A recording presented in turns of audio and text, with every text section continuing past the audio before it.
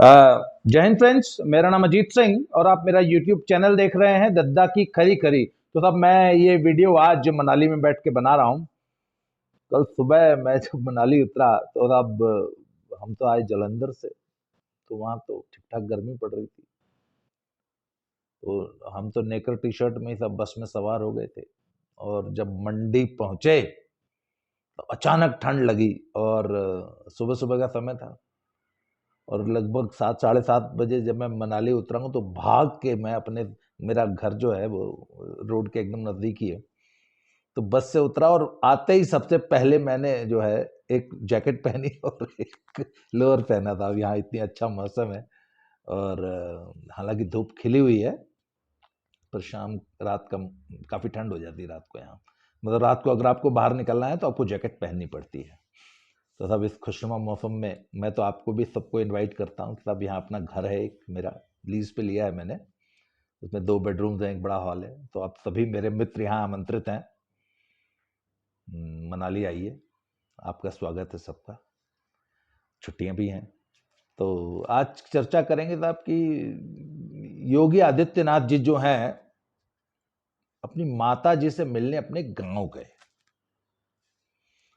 और साहब जब से मुख्यमंत्री बने हैं पहली बार गए। मतलब पिछले 5 साल, पिछले पूरे कार्यकाल में एक बार भी अपने गांव नहीं गए, माता जी से नहीं मिले। वो उनका एक तर्क है कि वो सन्यासी हैं सब, तो सन्यासी का तो पूरा समाज, पूरा राष्ट्र, पूरी मानवता ही उसका परिवार होती है। मतलब सन्यासी तो वो जो घर छोड़ दे, घर परिवार छोड़ दे, खैर सब।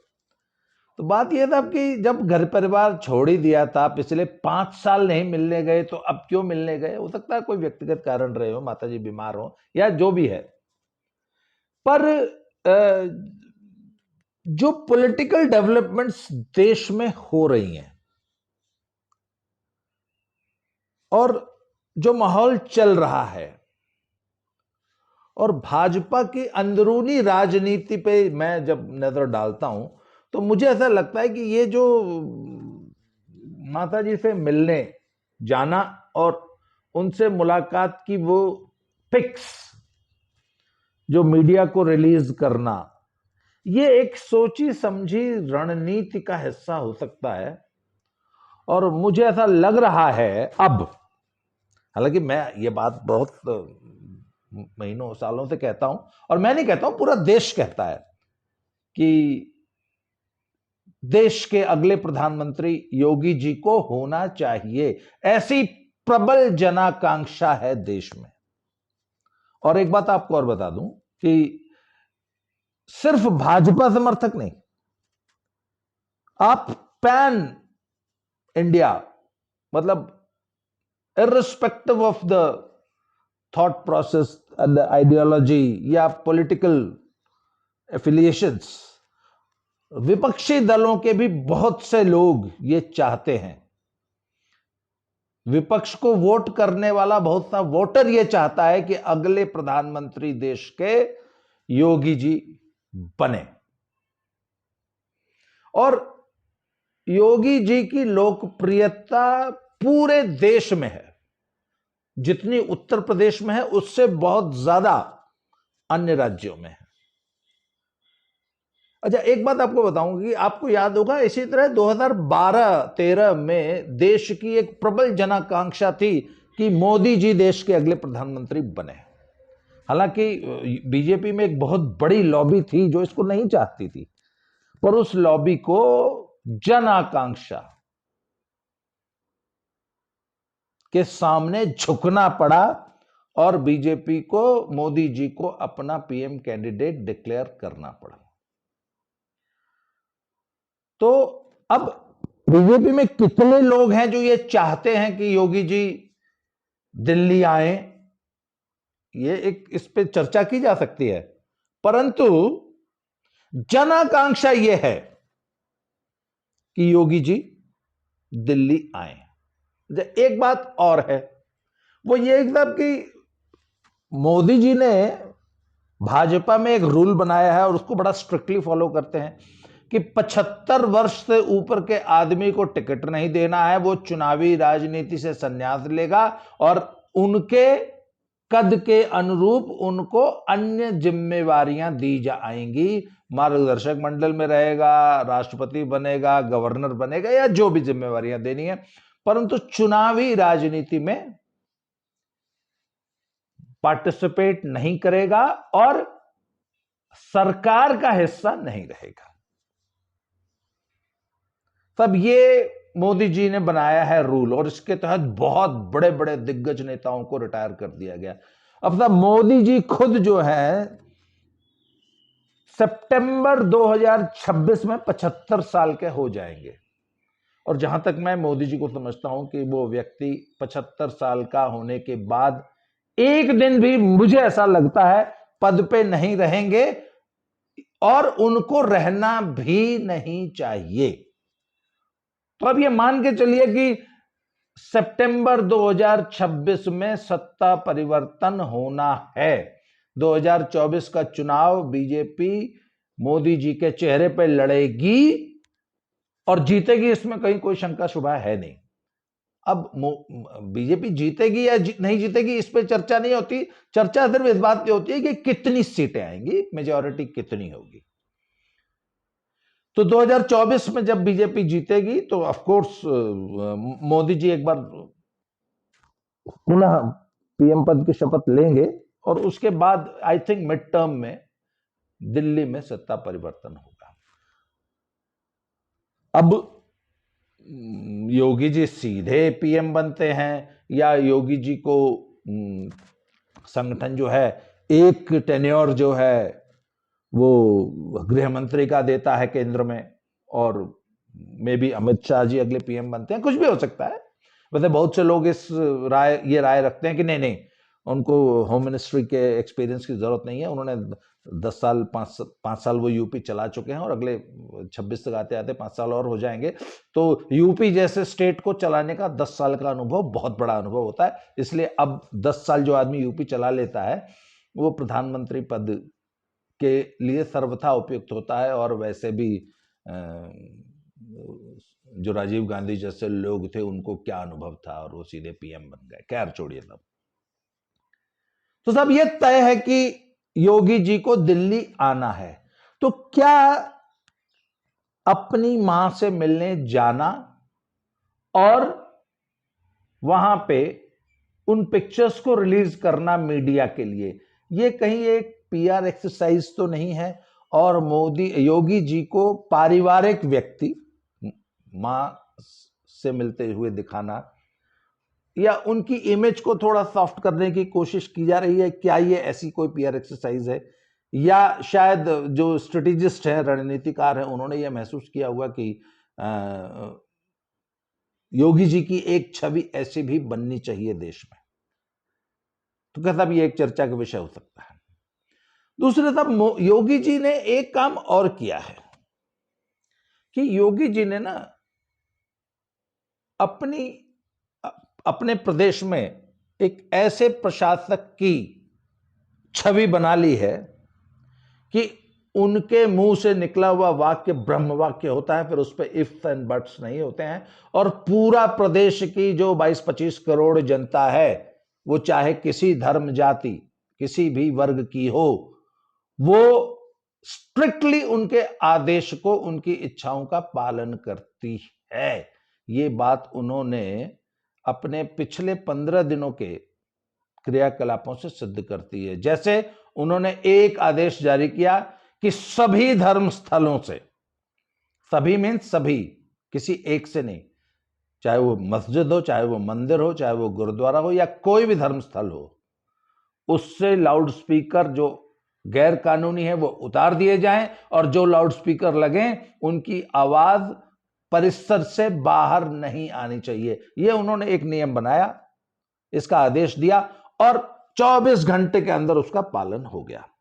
अब हो सकता है कि आप लोग कहेंगे कि नहीं, इक्का दुक्का जगहों से अभी भी लाउड स्पीकर लगे हुए हैं, तो वो धीरे धीरे, आखिर इतना बड़ा प्रदेश है, 25 करोड़ लोगों का प्रदेश है, तो धीरे धीरे चीजें परकुलेट होती है। एकाध इक्का दुक्का होंगी, तो वो आने वाले समय में वो सारे लाउड स्पीकर उतर जाएंगे। उसके बाद आप देखिए कि रामनवमी की शोभा यात्रा पे 7 राज्यों में 100 से ज्यादा जगहों पर रामनवमी और हनुमत जयंती की शोभा यात्राओं पर पथराव हुए, सांप्रदायिक तनाव हुआ, दंगे हुए। यूपी में एक भी ऐसी घटना नहीं हुई। तो आखिर बाकी जगह हुए, यूपी में क्यों नहीं हुई? यूपी में तो हिंदुस्तान की सबसे बड़ी पॉपुलेशन रहती है मुसलमानों की। इसके बावजूद एक भी सांप्रदायिक घटना, एक भी पथराव की घटना नहीं हुई। वो कल मैं एक बड़ा मजेदार ट्वीट पढ़ रहा था कि अंततः योगी जी ने जो है शांति प्रिय समुदाय को शांति से रहना सिखा दिया। हाँ जी, इसमें कोई दो राय नहीं है कि योगी जी ने पीसफुल लोगों को पीसफुली रहना बहुत सफलतापूर्वक सिखा दिया है। तीसरी एक और बहुत इंपॉर्टेंट घटना हुई। उन्होंने कह दिया कि ईद की नमाज सड़क पे नहीं पढ़ी जाएगी, और नहीं पढ़ी गई। राजस्थान में कैसे पढ़ेगी आपने देखा है, महाराष्ट्र में कैसे पढ़ेगी या बंगाल में कैसे पढ़ेगी आपने देखा है, यूपी में नहीं पढ़ी गई। अब मुंबई में सब बवाल मचा हुआ है कि तुम लाउडस्पीकर नहीं उतारोगे, तुम अपनी अजान की आवाज कम नहीं करोगे तो हम भी हनुमान चालीसा पढ़ेंगे। वहां बवाल मचा है।